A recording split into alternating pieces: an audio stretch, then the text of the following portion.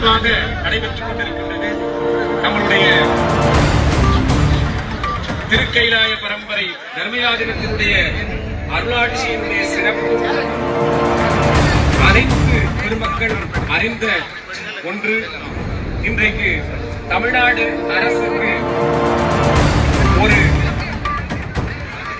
அதிக அங்கீகாரத்தை சொல்லப்போனால் இந்த அரசு செய்கின்ற அறப்பணிகளுக்கு ஆசி வழங்குவதாக எங்களுடைய குருமணிகள் பலமுறை இது ஆன்மீக அரசு என்று அவர்கள் ஆசி நல்கி இருக்கின்றார்கள். அப்படிப்பட்ட இந்த அரசு ஆதீனமும் இணைந்தும் பிணைந்தும் இங்கே வீற்றிருக்கக்கூடிய ஒரு சிறப்பு அமைந்திருக்கிறது. நம்முடைய சேகர்பாபு ஐயா அவர்கள் தர்மயாதினத்தினுடைய பிரம்மதாசனார் அவர்களோடு பேருந்தவர். அவர்கள் நடத்துகின்ற பெரும் விழாவிற்கெல்லாம் நம்மளுடைய குருமணிகளை அழைத்து சிறப்பித்து அங்கே செய்கின்ற அந்த பணிகளை எல்லாம் இந்த நேரத்திலே அவர்களை போற்றி இப்பொழுது நூல் வெளியீட்டு விழா நடைபெறுகின்றது. தர்மயாதினத்தினுடைய 27வது குருமதாசனியானத்தினுடைய அருளாட்சியிலே 118வது கும்பாபிஷேகமாக இந்த கும்பாபிஷேகம் அறநிலையத்துறையினுடைய அவர்களுடைய ஆட்சியிலே வருகின்ற 2000வது கும்பாபிஷேகமாகவும் இந்த சாதனையான சிறப்பு மிகுந்த நிகழ்வு நடைபெறுகின்ற இந்த தருணத்திலே அந்த நிகழ்வினுடைய பதிவு நிரம்பிய அற்புதமான நூல் இங்கே வெளியிடப்படுகின்றது.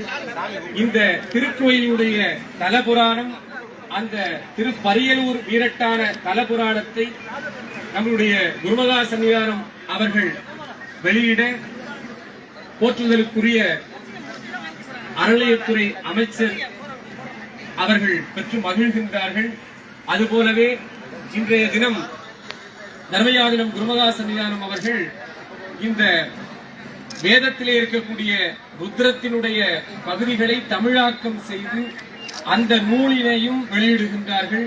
அந்த நூலினை இங்கே பெற்று மகிழ்கின்றவர்கள் வழிபாட்டுதலுக்குரிய மதுரை ஆதீனம் ஸ்ரீ குருமதா சன்னிதானம் அவர்கள் இப்படி 2 பெருமக்களும் நம்முடைய தர்மை குருமணிகள் வெளியிடுகின்ற அந்த நூலை பெற்று மகிழ்கின்றார்கள். நம்முடைய அமைச்சர் அவர்கள் இன்றைய தினம் இந்த தலத்திற்கு வருகை தந்ததே மிக சிறப்பிற்குரியது.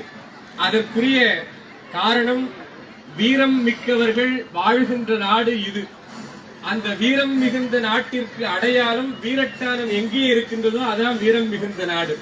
அப்படி நம்மளுடைய தமிழ்நாட்டிலே 8 திருத்தலங்கள் வீரம் மிகுந்த ஸ்தானங்களாக இருக்கின்றது.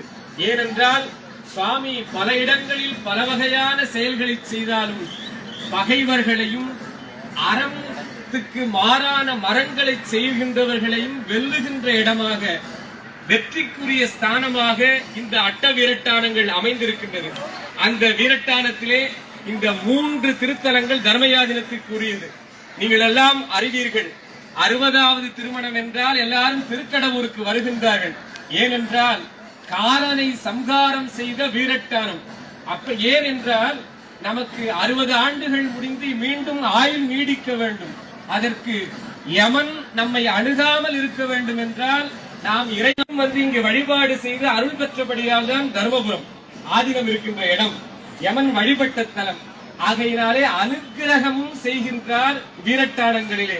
அந்த வகையில் இந்த பரியலூர் ஒரு அற்புதமான காட்சி நம்முடைய கண் முன்னே இங்கே காட்டப்பட்டுக் கொண்டிருக்கின்றது. ஏனென்றால் தமிழ்நாடு